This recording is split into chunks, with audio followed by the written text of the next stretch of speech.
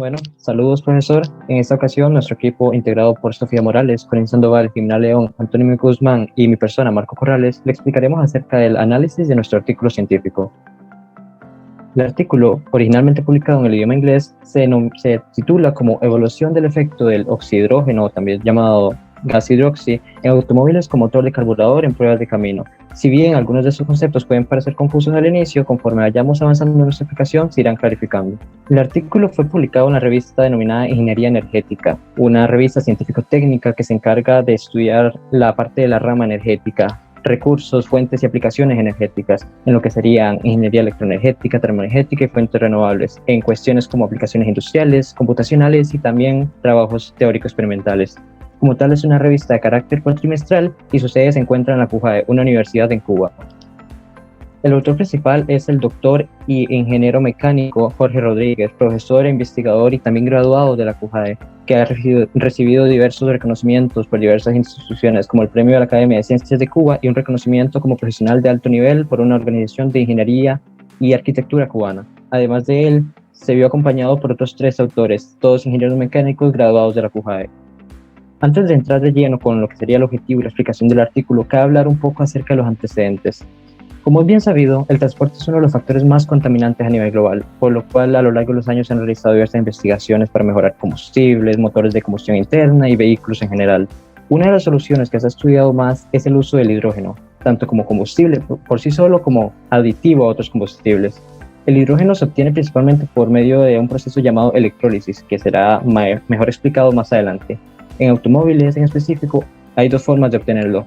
Una de las maneras es produciendo el hidrógeno con una modificación del motor, aunque es una manera algo complicada y compleja de realizar. La otra forma, un poco más popular entre la sociedad, es con una celda electrolítica. Estas celdas en Cuba son muy promocionadas por sus supuestos efectos positivos, aunque en realidad la evidencia científica es escasa. Además, lo poco que se ha investigado es añadiendo el hidrógeno al combustible por separado y no produciéndolo a bordo. Es por eso que es sobre esta línea temática que se investigó en el proyecto. El objetivo del artículo es reducir el consumo de gasolina en automóviles con sistemas de combustión interna mediante la instalación de una celda electrolítica para producir hidrógeno bajo demanda como aditivo del combustible. A grandes rasgos, el artículo nos dice que tanto en Cuba como en otros países del tercer mundo existe una necesidad y un gran interés en continuar con el uso de automóviles con carburadores antiguos, pero quieren reducir el consumo de gasolina. Entonces se propone la instalación de una celda electrolítica para producir hidrógeno bajo demanda como aditivo del combustible. Básicamente, mediante la electrólisis, el agua se descompone en hidrógeno y oxígeno, formando el llamado gas oxídico, gas hidrógeno oxigenado, HHO o gas brown. Básicamente en el artículo se evalúa una celda comercial electrolítica y posteriormente se instala en un carburador 4 cilindros. Finalmente, para llevar a cabo el experimento se realizan varias pruebas en carretera midiendo el consumo de combustible y se obtuvieron ciertos resultados que serán explicados más adelante. Aquí tenemos las palabras claves y algunos conceptos importantes en el artículo. Primero tenemos el HHO, que es el gas oxídico o también conocido como gas brown. Es una mezcla de hidrógeno atómico y oxígeno atómico en proporción que se sume 2:1. El gas oxídico se produce habitualmente a partir de la electrólisis del agua. La electrólisis es la forma más sencilla de producir hidrógeno, pero tiene varias limitaciones. Esta se debe realizar con una celda electrolítica. Esta celda electrolítica es un dispositivo utilizado para la descomposición mediante corriente eléctrica de sustancias ionizadas denominadas electrolitos. Los electrolitos pueden ser ácidos, bases o sales. Estas celdas electrolíticas comerciales, que son las utilizadas en este artículo, se promocionan ampliamente para la reducción del consumo de combustible en los motores de circuito integrado, pero las pruebas científicas sobre su comportamiento son escasas. Después tenemos otra palabra clave que es el consumo de combustible, que esa es una medida que indica cuántos kilómetros es capaz de recorrer un carro por cada litro de gasolina. El hidrógeno, que como sabemos es el primer elemento de la tabla periódica y el más abundante en el universo, pero no en su forma elemental, hay que producirlo. Y una de las maneras más utilizadas para producirlo, por su sencillez, es la electrólisis del agua. Tenemos las pruebas de carretera, que para este caso en específico, el automóvil recorrió varias veces un tramo de 1 kilómetro de la autopista en ambas direcciones, y las mediciones del consumo de combustible se realizaron con y sin adición del gas oxídico. Por último tenemos el motor CI, que es un motor de combustión interna. Este tiene como propósito la producción de trabajo mecánico a partir de la energía química contenida en un combustible. En los motores de combustión interna, la energía es liberada por la quema u oxidación del combustible dentro del motor. La electroquímica es una de las ramas de la química, la cual estudia la transformación entre energía eléctrica y energía química. Con estas palabras, se estudia la interrelación que se da entre los sistemas químicos y los eléctricos cuando ambos inciden en el proceso. En general, se encarga de explicar las situaciones donde se dan reacciones de oxidación-reducción, las cuales son reacciones de donde los electrones de una especie se oxidan y otra se reduce, perdiendo y ganando electrones respectivamente. En el caso donde las mismas se encuentran conectadas a circuitos eléctricos con electrodos, llamados cátodos y ánodos. Dichas situaciones son llamadas celdas electroquímicas, las cuales son dispositivos capaces de obtener energía eléctrica a partir de reacciones químicas, o bien de producir reacciones químicas a través de la introducción de energía eléctrica cuando se esté cargando la celda. Y estos se pueden clasificar en tres tipos muy generales: celdas germánicas o voltaicas, celdas electrolíticas y celdas de combustible.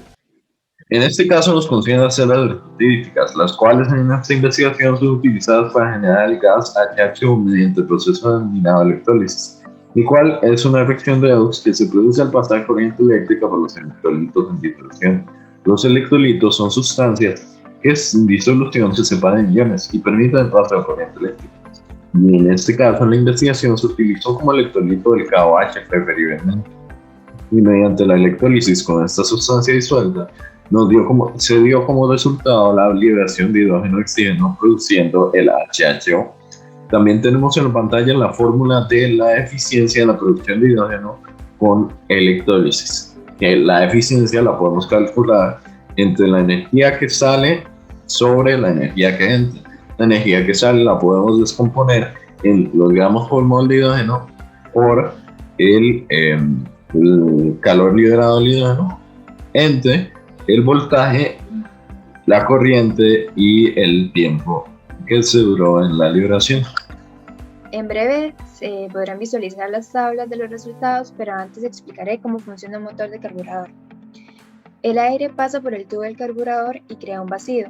La gasolina fluye a presión diferencial y se mezcla con el aire antes de entrar en los cilindros. Si aumenta la velocidad del motor, la presión es menor y el flujo de gasolina es mayor. Y el control del motor se realiza mediante flujo másico, que depende principalmente de la velocidad del motor. Además, es necesario señalar tres puntos importantes. Se utiliza un carburador estándar. La producción de oxidrógeno en cada caso es de 0,297 litros por minuto, y cuanto mayor es la corriente, mayor es la carga eléctrica impuesta al alternador del motor. En la tabla número 1 podemos observar las configuraciones de celdas sin ninguna modificación como tal. Acá la podemos observar y hay una gráfica. En la tabla número 2 ya se encuentra modificada. Luego de las modificaciones no hubo una variación perceptible en la dinámica del vehículo. Se argumentan varios casos respecto al ahorro de combustible en los motores del carburador, si son ciertos o se deben de las simples modificaciones del carburador o la forma de conducir. En la tabla número 5, en la celda 6A, con una velocidad de 40 km por hora, existe un incremento muy bajo en el efecto positivo del oxidrógeno y también se ve una disminución en la velocidad de 60 km por hora. Este resultado muestra que el uso de una celda electrolítica no tiene ningún efecto positivo en un motor del carburador. El efecto es nulo prácticamente. La cantidad de oxidrógeno agregado no es suficiente para equilibrar todo el proceso. El cuadro número 6, que es la variación del automóvil con presencia de oxidrógeno. La energía proporcionada por el oxidrógeno es de 0,54, 0,72, 0,901 kJ para las configuraciones de celdas 6, 8 y 10. Estos valores son totalmente insignificantes respecto a la energía que representa el combustible ahorrado. Es sumamente evidente que los ahorros están relacionados por una mejor combustión en presencia de oxidrógeno y no por su cantidad como tal. Bien, luego de haber visto los resultados, ahora veremos las conclusiones a las que llegaron en este artículo. Primeramente se determinó que el oxidrógeno fue benéfico para usar de mejor manera la energía del combustible. Sin embargo, no redujo la cantidad de combustible utilizado al menos de forma significativa. Ahora bien, un punto a favor del oxidrógeno es que sí redujo las emisiones de gases contaminantes, como por ejemplo el monóxido de carbono, pues precisamente se determinó que su producción era menor cuando el oxidrógeno estaba presente en la combustión. Esto se debió a su gran flamabilidad y a su baja energía de ignición, así lo señalan los autores. En la siguiente diapositiva veremos que también se determinó que la carga eléctrica impuesta por la celda redujo la velocidad del vehículo y la cantidad de gas entrante. Finalmente, en la próxima diapositiva podemos observar una propuesta de estudio que realizan los autores. Consiste en analizar la relación entre el aire y el combustible, y de igual forma mediante el uso de celdas electrolíticas en motores de inyección directa de combustible, pero considerando el sistema SU. Estas siglas significan Unidad de Control del Motor en español. Es un sistema electrónico de los vehículos que controlan la cantidad de combustible que debe ser inyectado al vehículo. Bueno, en síntesis, los aportes de este artículo fueron determinar las ventajas y limitaciones del oxidrógeno, resultando que no redujo el consumo de combustible en el vehículo, pero sí redujo las emisiones de gases contaminantes.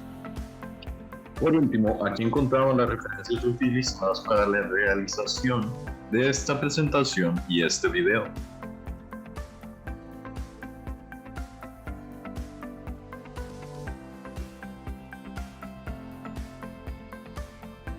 Muchas gracias por su atención.